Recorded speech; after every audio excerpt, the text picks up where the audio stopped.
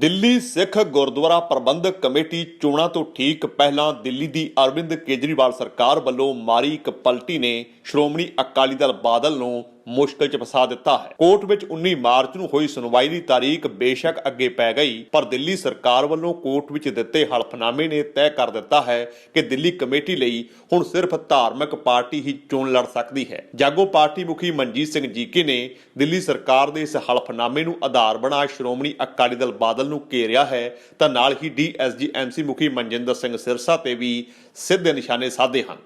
हिंदुस्तान में दो किस्म के लोग हैं, जो राम मंदिर बनाना चाहते हैं वो रामजादे हैं, बाकी सब हरामजादे हैं। सरसा जी तुसी तालियां मारदे पए सीगे, उदों गुरु तेग बहादुर पातशाह दा तखत कित्थे गया सीगा? मैं पुछना चाहना वा, मैं तुहाडे कोलों पुछना चाहना वा कि जदों 550 साल का नगर कीर्तन नेपाल तो आया और वो मजनू टीले खड़ा सीगा, तुसी उन्हां दे स्वागत करन दी बजाए गल च जय श्री राम दा पटा पा के और हथ तीर कामान लगा के मत्थे तिलक लगा के रावण दी धुनी च तीर मारदे पे सीगे। उदों गुरु तेग बहादुर पातशाह दा तखत कित्थे गया सीगा? मैं तुहानूं पुछना चाहना, सार सुखबीर सिंह बादल, सार मजीठिया ते तुहाडे दिल्ली दे विच वरसाए होए सार सरसा साहब और कालका जी, मैं तुहानूं पुछना चाहना वा, जदों गुरु ग्रंथ साहब दी बेदबी होई उदों तुसी किहड़े तखत दे नाल खलोते सी? तुसी बच्चियां ते बाइबल कलां गोली चलाई, उदों किहड़े तखत साहब दे नाल तुसी खलोते सीगे? तुसी डेरे नूं माफ़ी दित्ती जिस डेरे ने गुरु ग्रंथ साहब दी बेदबी कीती, क्योंकि MLA ते MP दीयां वोटां लैणीਆਂ सी, उदों तुसी किहड़े तखत दे नाल खड़े होए सीगे? मैं समझदा वां तुहाडे मफाद अपने ने। और एक गल होर दस दवां, तुसी आखिया कि शायद मैं मनजीत सिंह कदी प्रधान या पता नहीं सरपंच की बोलिया मैनूं नहीं याद, लेकिन मैं तुहानूं दसना चाहना, सार सुखबीर सिंह बादल ते सार सरसा साहब 14 साल दा बनवास सी अकाली दल नूं, जदों गुरु ने आशीर्वाद सार मनजीत सिंह नूं दित्ता और दिल्ली दी संगत ने दित्ता ते तां तुसी वापस दिल्ली दे विच आए सी। लेकिन एक शख्स हुंदे ने, कोई मत्था टेकण जाए ना गुरु घर दे विच ते बाहर जुत्ती ला के जावे ते एक जुत्ती चोर हुंदा, बाहरों जुत्ती ला के चुक के भज जांदा है। तुसी मेरी पिठ च छुरा मारिया सार सुखबीर सिंह बादल ते सार सरसा जी, मेरे तो धोखे नाल प्रधानगी खोई है। तुसी मेरे करके जिते सी सरसा साहब। असल विच दिल्ली गुरुद्वारा प्रबंधक कमेटी चोणां विच हुण श्रोमणी अकाली दल एक सियासी पार्टी होण कारण चोण नहीं लड़ सकेगा।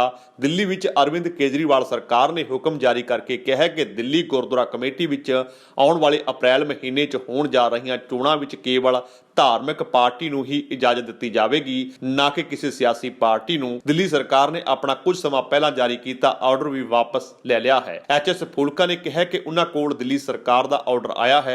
उन्हां कहा कि कुछ दिन पहला आम आदमी पार्टी ने अकाली दल बादल नूं एक धार्मिक पार्टी वजों पछाण दे के दिल्ली गुरुद्वारा कमेटी दीआं चोणां लड़न दी इजाजत दित्ती सी ਅਤੇ हाई कोर्ट विच भी सरकार ने लिख के दिता सी। पर फुलका द्वारा सोशल मीडिया ते पाई वीडियो तो बाद जदों गल उपर तक पहुंची तां उन्हां कोल दिल्ली सरकार दे मंत्री रजिंदरपाल गौतम दा लिखिया एक आर्डर आया, जिस च लिखिया गया कि सिस्टम बंद होना चाहिदा है ਅਤੇ सिर्फ धार्मिक पार्टियां ही चोणां लड़नगियां ਅਤੇ सिस्टम ਅੱਗੇ ਤੋਂ ਫਾਲੋ नहीं ਕੀਤਾ ਜਾਵੇਗਾ। HS ਫੁਲਕਾ ਨੇ ਕਿਹਾ ਕਿ ਇਸ ਕੇਸ ਦੀ ਸੁਣਵਾਈ ਹੁਣ ਹਾਈ ਕੋਰਟ ਵਿੱਚ ਹੋ ਰਹੀ ਹੈ ਤੇ ਇਸ ਤੇ ਮੋਹਰ ਲੱਗ ਗਈ ਹੈ ਤਾਂ ਅਕਾਲੀ ਦਲ ਬਾਦਲ ਦਿੱਲੀ ਗੁਰਦੁਆਰਾ ਕਮੇਟੀ ਚੋਣ ਨਹੀਂ ਲੜ ਸਕੇਗਾ। ਜੇਕਰ ਉਹ ਲਿਖ ਕੇ ਦੇਣਗੇ ਕਿ ਉਹ ਧਾਰਮਿਕ ਪਾਰਟੀ ਹੈ ਤਾਂ ਮੁੱਦਾ ਭਾਰਤੀ ਚੋਣ ਕਮਿਸ਼ਨ ਕੋਲ ਜਾਵੇਗਾ। ਯਾਦ ਰਹੇ ਕਿ ਪੰਜਾਬ ਵਿੱਚ ਵੀ ਕਾਫੀ ਦੇਰ ਤੋਂ ਅਦਾਲਤ ਵਿੱਚ ਕੇਸ ਚੱਲ ਰਿਹਾ ਹੈ ਕਿ ਅਕਾਲੀ ਦਲ ਨੇ ਦੋ ਸੰਵਿਧਾਨ ਬਣਾਏ ਹੋਏ ਹਨ, ਇੱਕ ਪੰਥਕ ਅਤੇ ਇੱਕ ਸੈਕੂਲਰ। ਇਸ ਲਈ ਇਸ ਦੀ ਮਾਨਤਾ ਰੱਦ ਕੀਤੀ ਜਾਣੀ ਚਾਹੀਦੀ ਹੈ ਜਾਂ ਇਸ ਨੂੰ ਸ਼੍ਰੋਮਣੀ ਕਮੇਟੀ ਚੋਣਾਂ ਲੜਨ ਤੇ ਰੋਕ ਦਿੱਤਾ ਜਾਣਾ ਚਾਹੀਦਾ ਹੈ। ਇਸ ਨੂੰ ਲੈ ਕੇ ਵੀ ਸਵਾਲ ਉੱਠਣ ਲੱਗੇ ਹਨ, ਪਰ ਇਸ ਦਰਮਿਆਨ ਸਵਾਲ ਉੱਠਦੇ ਹਨ ਕਿ ਮਾਮਲਾ ਅਸਲ ਵਿੱਚ ਹੈ ਕੀ। ਇਸ ਪੂਰੇ ਮਾਮਲੇ ਤੇ ਨਜ਼ਰ ਮਾਰੀਏ ਤਾਂ ਦਿੱਲੀ ਸਰਕਾਰ ਨੇ ਸਾਲ 2010 ਵਿੱਚ ਦਿੱਲੀ ਗੁਰਦੁਆਰਾ ਐਕਟ 1971 ਦੇ ਨਿਯਮ 14 ਵਿੱਚ ਬਦਲਾਅ ਕੀਤਾ ਸੀ। ਸੋਧੇ ਹੋਏ ਨਿਯਮ ਦੇ ਮੁਤਾਬਕ ਸਿਰਫ ਸੁਸਾਇਟੀ ਐਕਟ ਦੇ ਤਹਿਤ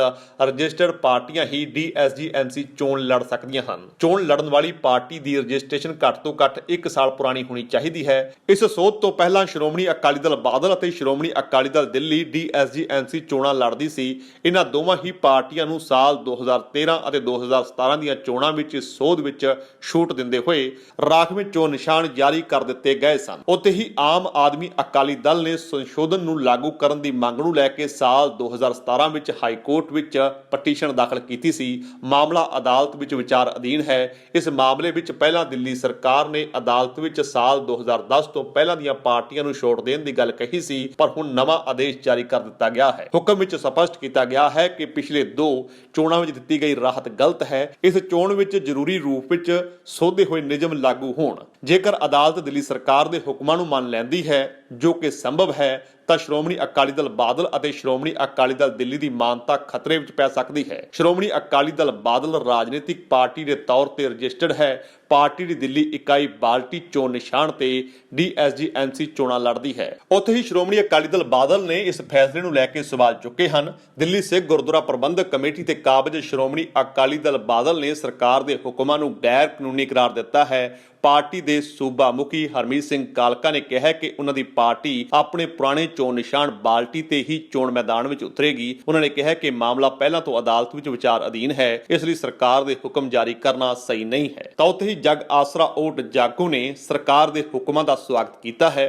ਪਾਰਟੀ ਦੇ ਮੁੱਖ ਸਕੱਤਰ ਪਰਮਿੰਦਰਪਾਲ ਸਿੰਘ ਨੇ ਕਿਹਾ ਕਿ ਸਾਲ 2010 ਵਿੱਚ ਨਿਯਮਾਂ ਵਿੱਚ ਸੋਧ ਦੇ ਬਾਅਦ ਹੀ ਸਾਲ 2013 ਅਤੇ 2017 ਦੀਆਂ ਚੋਣਾਂ ਵਿੱਚ ਇਸ ਨਿਯਮ ਦਾ ਪਾਲਣ ਨਹੀਂ ਕੀਤਾ ਗਿਆ ਸੀ। ਪਿਛਲੇ ਦਿਨੀ ਪਾਰਟੀ ਦੇ ਮੁਖੀ ਮਨਜੀਤ ਸਿੰਘ ਜੀਕੇ ਨੇ ਮੁੱਦਾ ਚੁੱਕਿਆ ਸੀ ਤਾਂ ਉਸ ਵੇਲੇ ਸਰਕਾਰ ਨੇ ਇਸ ਬਾਰੇ ਵਿੱਚ ਇਹ ਹੁਕਮ ਜਾਰੀ ਕੀਤੇ ਹਨ। ਜੇਕਰ ਤੁਹਾਨੂੰ ਸਾਡਾ ਇਹ ਉਪਰਾਲਾ ਚੰਗਾ ਲੱਗਾ ਹੈ ਤਾਂ ਇਸ ਨੂੰ ਲਾਈਕ ਕਰੋ, ਸ਼ੇਅਰ ਕਰੋ ਅਤੇ ਸਾਡੇ YouTube ਚੈਨਲ ਨੂੰ ਸਬਸਕ੍ਰਾਈਬ ਕਰੋ।